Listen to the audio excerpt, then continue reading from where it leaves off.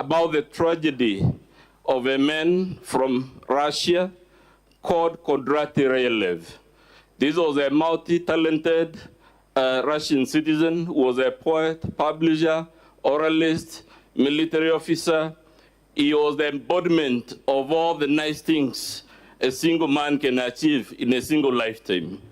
He was implicated in a treasonable act called the Decembrist Uprising of 1825 in Russia, which sought to depose the Russian monarch. Those days, the monarchs were called Tsars, from office.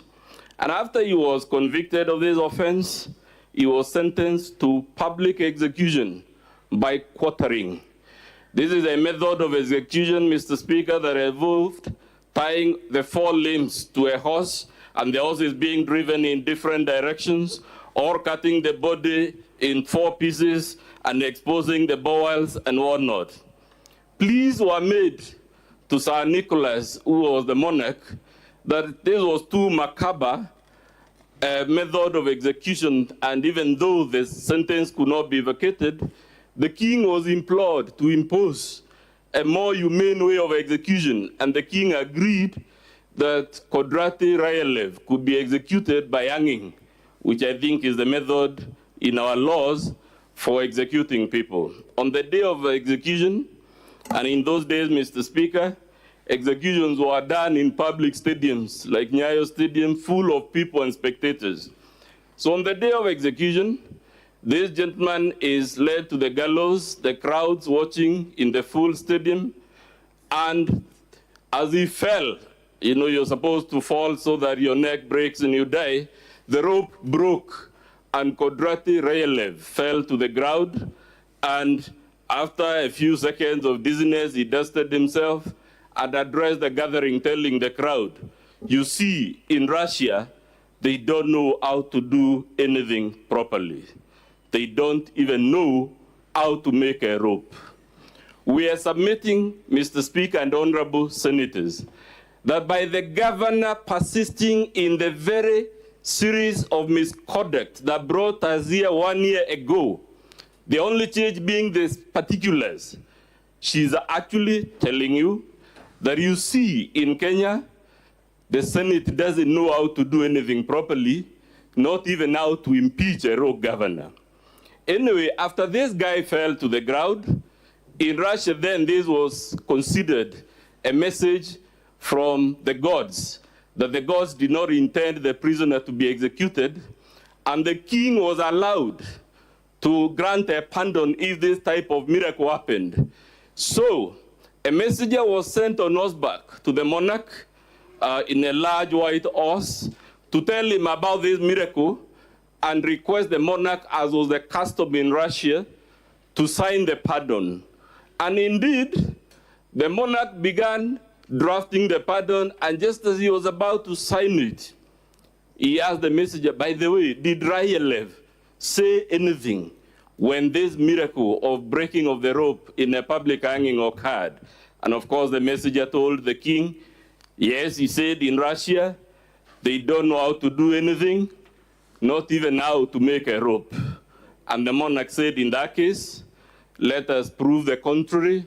The monarch tore the pardon and directed that the execution be repeated the following day, and this time, the rope did not break, marking the end of the sad story of Kodraty Raelev, a Russian poet, singer, military officer, and many other things.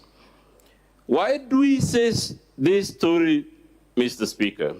We'll be presenting evidence before you, and even as the charges were read, you heard several times the clerk saying this issue was alive in the previous proceedings. What happened? The governor, after the brief few weeks of camaraderie, adopted a defiant stance in which she held, and she has it even in her own evidence, several public rallies defiantly telling whoever can to listen, kaende, kaende, kabati, kabati. Kaende, kaende, Mr. Speaker, is Sheng. It's Nairobi slang for I don't care, Whatever will be, I'll do what I do. In Swahili, they say, na liwe liwalo. That is the meaning of kaende kaende. And we'll be showing you how, throughout the last 1 year, even after the graceful lessons from Senator Tobiko, I recall, from the other senators, the governor's mantra in persisting on this a series of misconduct is, I don't care, whatever will be, will be. Kyusera, Kyusera, whatever will be. She doesn't care about the consequences, the future, and whatnot. That is how, Mr. Speaker, we have come before you with a motion arranged under 7 thematic counts, setting out 39 specific forms of gross violations of the law and the Constitution, and which, in our humble submission, are conduct and becoming of any leader. Mr. Speaker, we expect, and it will happen, although I'm not a prophet, just like last time, the governor will appear on this podium taking the posture of an innocent and vulnerable victim of toxic masculinity, harmful patriarchy, gender stereotyping, political schemes. That's what our response tells you. It is back to, it wasn't me, by Shaggy. And the governor, if you want to confirm it, at page 2 of our response, she tells you, this motion will not be here. It is a scheme by our deputy who is power hungry to take the governorship through the back door. She tells you it is the Njuri. She tells you if our own officials, our own secretary, our own chief of staff has done anything wrong, even the things she acknowledged, she said they bear their own responsibility. It wasn't me. In short, she will come to you looking as meek as a lamb. But luckily we have lived through the experience, Mr. Speaker. Our message to the Senate is if you acquit her this time, she will walk out this door and it will be kaende kaende, Kyusera, Kyusera. Whatever will be, I don't care, na liwe liwalo, and Meru will be back to the perpetual, endless crisis that it has been engulfed for a year. We will be showing you that the governor has made several admissions before the county assembly. What we find strange is that now in our response to you, she produces documents she failed to produce before the assembly. We will be able to show you beyond any shadow of doubt that those documents are forgeries. And in conclusion, so that my learned colleague will take the remaining bit, just like last time, Chair, we are telling you not to fall for the rules. If you see a humble, meek, polite-looking governor, it is because the occasion of the day requires that to look meek, humble, vulnerable, and whatnot. But if you make the mistake this time round, it will be, Kyusera, sera, whatever will be. I don't care. Kaende, kaende. That is what she will do.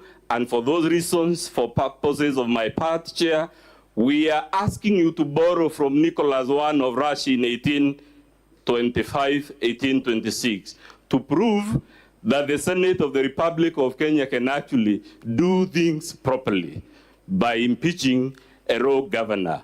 I led the floor to my learned colleague, Mr. Mari Maranya.